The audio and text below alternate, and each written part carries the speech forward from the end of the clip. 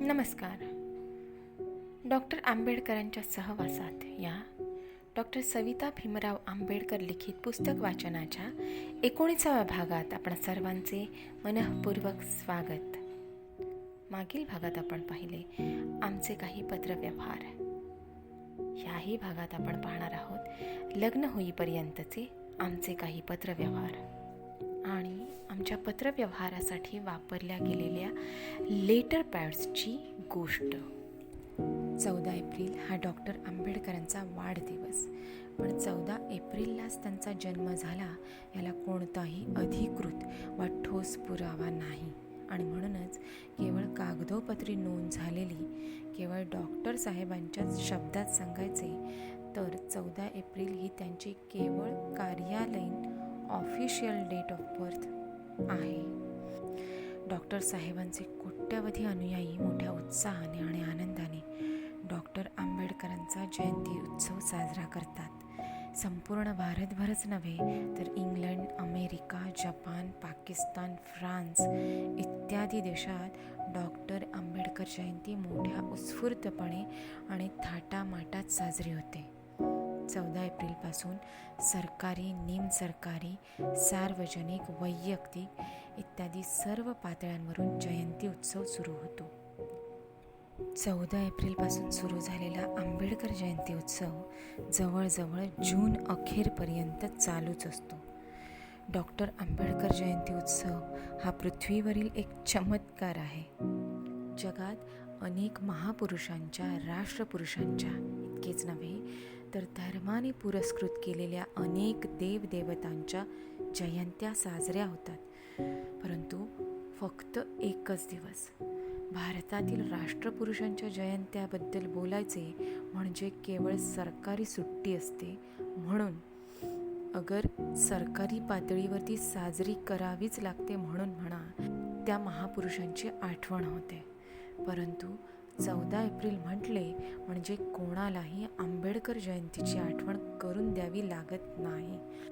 एवढा जनमानसावर 14 एप्रिलचा प्रभाव आहे.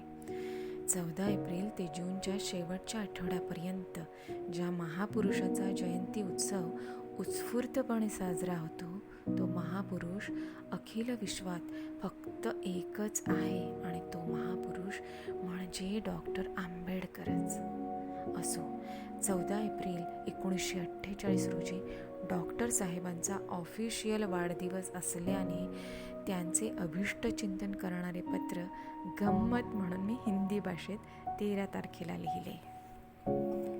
15ला म्हणजे 2च दिवसांनी मी दिल्लीस आमच्या विवाहविधीसाठी जाणार होते.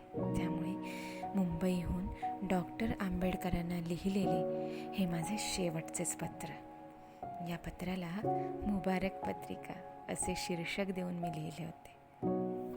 मेरे परम प्रिय राजन के कर कमलान में यह छोटी सी अभिनंदन पत्रिका सप्रेम और सादर भाव से अर्पण की जाती है. आज के शुभ अवसर पर, जो कि आपका जन्मदिन माना जा रहा है, हमें बहुत इच्छा थी कि हम आपके साथ दिल्ली में होंगे. बहुत आनंद आता, लेकिन आपको ये पसंद ना आया. इसी कारण जो काम मेरी वाणी कर सकती थी वही काम आज मुझे कलम से लेना पड़ रहा है.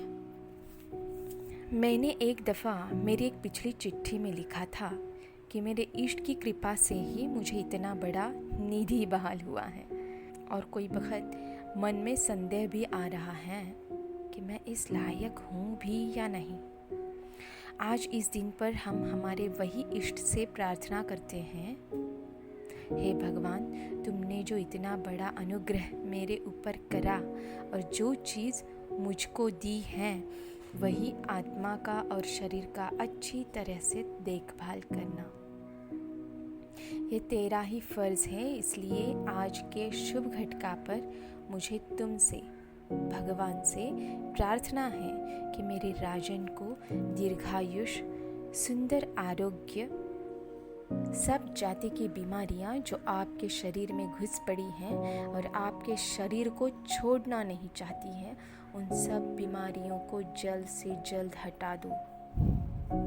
सफल सौख्य, उन्नति और प्रगति दो. मुझे पूरी उम्मीद है भगवान यह मेरी सात्विक भाव से भरी हुई प्रार्थना ज़रूर मंजूर करेंगे। आपको थोड़ा आश्चर्य लगेगा मेरी यह हिंदी में लिखी हुई चिट्ठी देखकर। हिंदी भाषा हमने कभी पढ़ी नहीं है, इसलिए जो कुछ गलतियाँ होंगी तो आपसे हमारी विनती है कि हमें आप क्षमा करेंगे। पिछले दिनों जब आप बम्बई में विराज थे, एक दफ़े आपने ऐसा संदेह प्रकट किया था कि मुझे हिंदी में बातचीत करनी आती है या नहीं। इसका जवाब आज मैं इस चिट्ठी के द्वारा आपको भेज रही हूँ।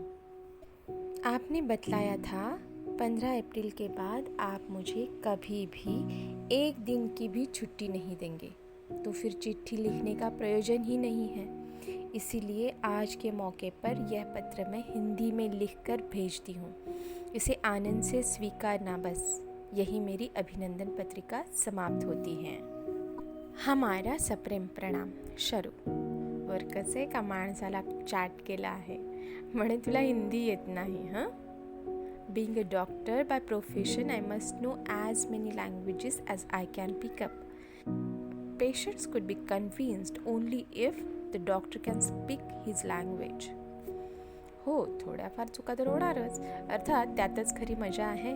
आता पुन्हा एकदा आपल्या मातृभाषेत शुभचिंतन करायचं का? तारीख खरी असो वा नसो, दुसऱ्या सगळ्यांच्या बरोबर मला चाललंच पाहिजे ना. आजचा दिवस केवढा मोठा आणि गौरवाचा आहे. अशा वेळेस मी म्हणजे एका हातात आरती कुंकवाचं तबक आणि दुसऱ्या हातात प्रणय मालिका घेऊन आपल्यासमोर हजर असलं पाहिजे होतं. आपल्याला कितीही डिस्गस्ट असला या असल्या विधीविषयी तरी मी ते करणारच. अशी एखादी गोष्ट आपल्या मर्जीविरुद्ध होईल कदाचित.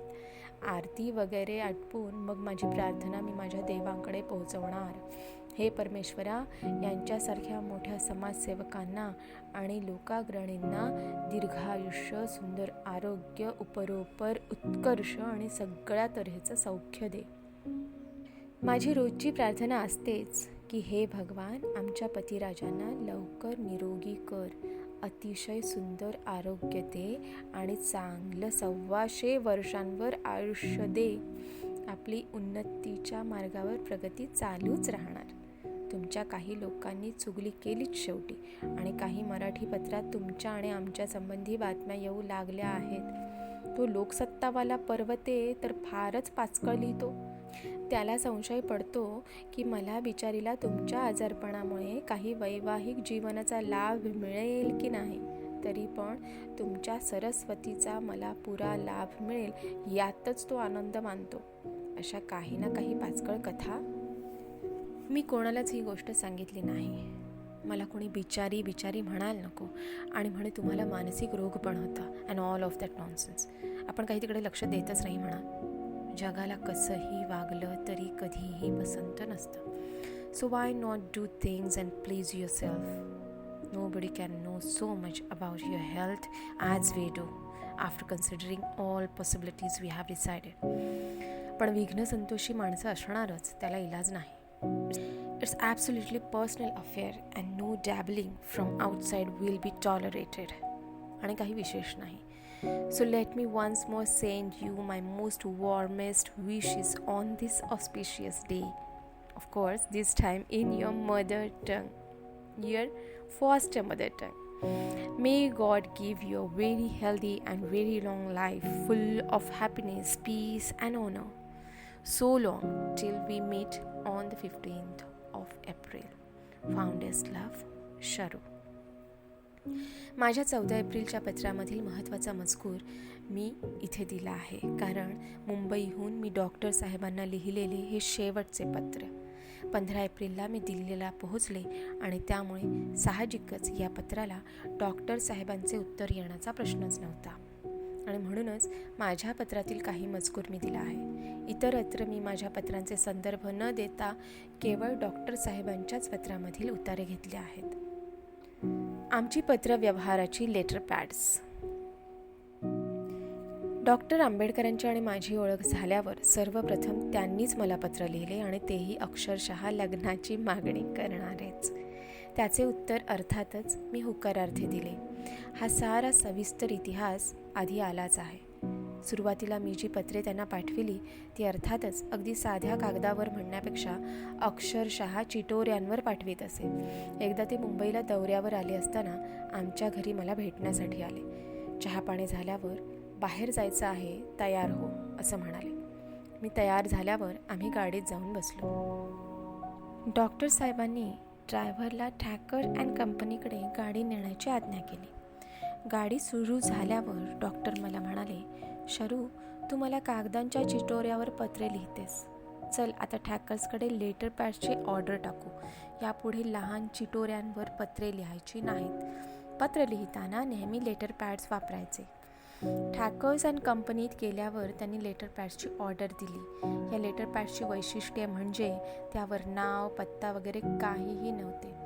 काही लेटर पॅडवर बी आणि काहीवर एस अशी जाड टाईपमध्ये अक्षरे छापून घेतली होती.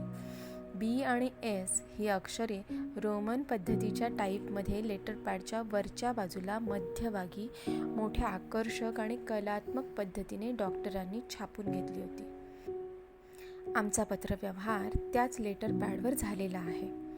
डॉक्टर साहेबांनीही फक्त मलाच पत्र लिहिताना ते वैशिष्ट्यपूर्ण लेटर हेड वापरले असल्याने इतर कोणाकडेही त्या प्रकारचे लेटर हेडवरील पत्र असणे शक्य नाही असे मला वाटते. लेटर हेड्सवरील इंग्रजी अक्षरांचा गर्भित अर्थ बी म्हणजे भीमराव आणि एस म्हणजे शारदा, शरू. डॉक्टर आंबेडकरांशी माझा परिचय झाला तेव्हा डॉक्टर कबीर इतकेच माझे नाव त्यांना माहीत होते. पुढे जेव्हा आमचा अधिक परिचय झाला तेव्हा डॉक्टर एस कबीर इतकेच नाव त्यांना परिचित होते. एस म्हणजे नेमके काय असावे हे त्यांना माहीत नव्हते. स्वतःची लिहिलेली सगळी पुस्तके भेट म्हणून लग्नाआधीच मला त्यांनी दिली होती. त्यावर ते लिहित, to doctor S Kabir with love from the author असे लिहून खाली सही केलेली असे. पुढे त्यांनी मला एस म्हणजे माझे नाव काय असे विचारल्यावर मी शारदा सांगितले. ते मला शरू म्हणूनच लिहित आणि उल्लेखही करीत. पुढे त्यांनी माझे नाव एस म्हणजे सविता असे ठेवले. सविता या शब्दाचे विशेष महत्त्व आणि अर्थ त्यांनी मला सांगितला. सविता म्हणजे सूर्याची चकाकी, ग्लोरी ऑफ सन. त्यांनी जरी मला सविता नाव दिले होते तरी ते हाक मारताना शरूच म्हणत असत. या ठिकाणी आणखी एका गोष्टीचा खुलासा करायला पाहिजे, नाहीतर पुन्हा माझ्याबद्दलचा गैरसमज व्हायचा. ती गोष्ट म्हणजे माझ्या 14 एप्रिलच्या पत्रात मी काही वेळा भगवान, गॉड असे शब्द वापरलेले आहेत. ते केवळ प्रतिकात्मकच आणि भावना व्यक्त करण्याची पद्धत यापुरतेच. तसेच त्यावेळी मी बौद्ध धम्माची दीक्षा घेतली नव्हती याचीही आठवण असणे बरे. पुढील भागात पाहू आमच्या पत्रव्यवहाराचे महत्त्व आणि माझे दिल्लीला प्रयाण व लग्न सोहळा. भेटू पुढील भागात.